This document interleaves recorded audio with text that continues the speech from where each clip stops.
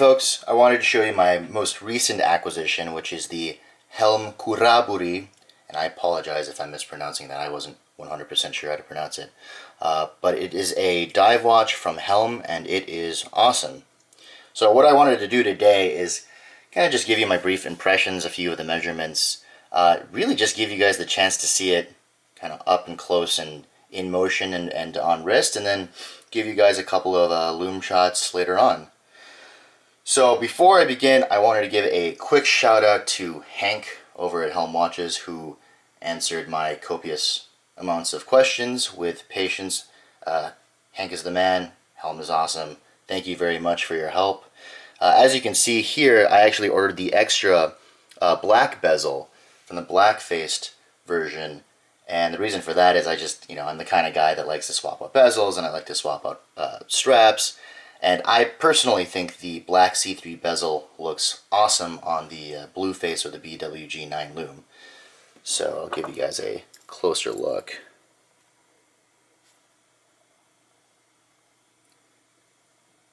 So it looks great. You've probably noticed I've got it on the Milanese mesh band too. This does not come with a watch, but you can find them pretty cheap online.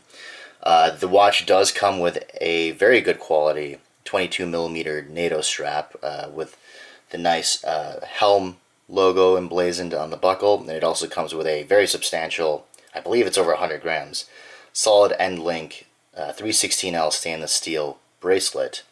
The only reason I have it on the mesh really is because I like the flexibility, I like the lightness, I like the breathability, and I always tell my friends that I am a I am a old man trapped in a slightly less old man's body. So the aesthetic really works for me.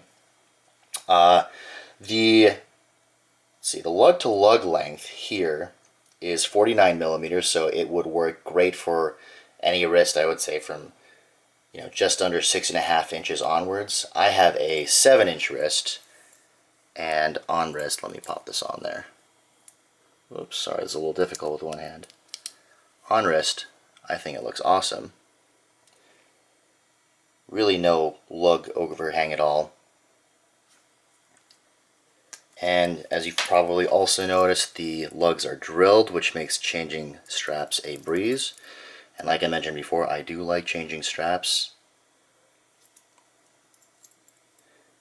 The diameter of the watch is 42mm, the bezel diameter is 43, and the diameter including the crown is 49mm. The lug width is a pretty standard 22mm, and the height is 16mm. And it sounds, that sounds a little tall. I have been able to just squeeze it under a standard cuff on a dress shirt, but if your shirt's a little more fitted, it might not work for you. The crown is a screw-down crown, and the movement inside is a Seiko NH38A movement. Just out of the box, I've been wearing this for about a week. I've been getting just under 9 seconds a day fast, which is great. So that for me, that's great regulation out of the factory. Handily beats some of the ETA 2824s and 2836s that I've gotten from Swatch Group brands. So I've been very satisfied. The winding on this NH38A is really smooth. And I don't know if you'll be able to hear this, but very fine. Threading on here is smooth, so no catching at all, no burrs on the threads. Locks down nice and tight. The case itself is ISO rated, which I believe is required in order to put diver, and you can't really see it, but to put diver on the face of a watch, I think it has to be ISO rated. So that's a nice little touch that Helm has done, and that I appreciate. It gives me a little more peace of mind when I'm out in the ocean. The case back is very nicely stamped, so not just laser engraved, but properly stamped.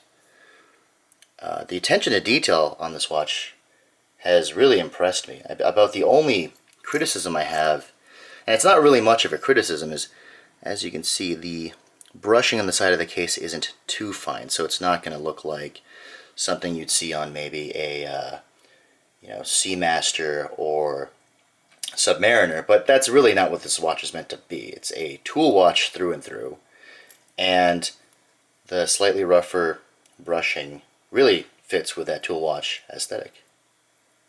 So I have been happy, really happy so far with this watch, and I will update if anything changes, but for the moment I am really impressed with Helm. I also thought I'd give you guys kind of some quick size comparisons, because I know online when I was looking at photos, since there weren't too many videos available, it looked chunky to me. And as you've seen on my 7-inch wrist, it isn't too chunky, so, you know, let's say compared to a Ball Trainmaster, which is a 40mm dive watch, not too much bigger. Then I've got a 38mm Hamilton Khaki Field. Really not too bad. Let me move these guys around. So really doesn't wear too much bigger. Because of the bezel, I'd say it wears closer to a 40mm or 39mm watch. Fits with pretty much anything you could wear. I don't know if it will quite fit with a suit, but I'm the kind of guy that will rock it anyway, so I think it can work. And yeah, I mean, great job, Helm. And without further ado, I will show you guys some loom shots. So here you guys go for the loom shots. So here I've got my Hamilton Khaki Field, my Helm Khuraburi, and I've got a trusty Seiko SKX 007, just so you can get an idea of what the loom looks like. So as far as I know, the Hamilton's got Super Luminova C1, the Helm Khuraburi's got C3 for the bezel and BGW9 for the indices, and the Seiko SKX 007 has got Seiko's proprietary Lumibrite, which I've heard is pretty much Super Luminova C3. So let me charge these guys up with my trusty UV flashlight. So we've got the Hamilton, the SKX 007, and the Helm.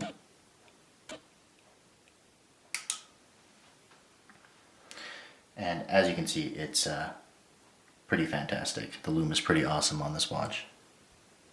Let me see if I can let you guys get a closer look.